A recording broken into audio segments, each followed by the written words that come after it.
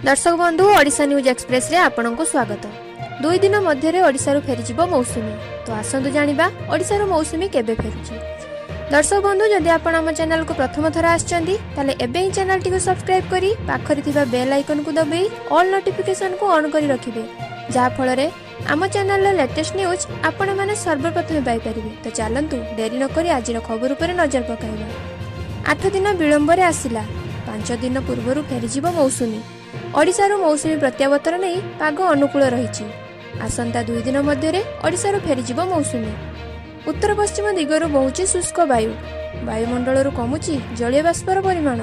यह उत्तर पश्चिम भारत में सक्रिय रही गुरुचाप वलय।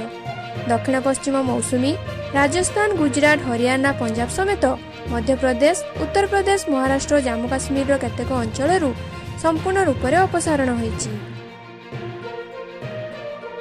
Bureau report, Odisha news express.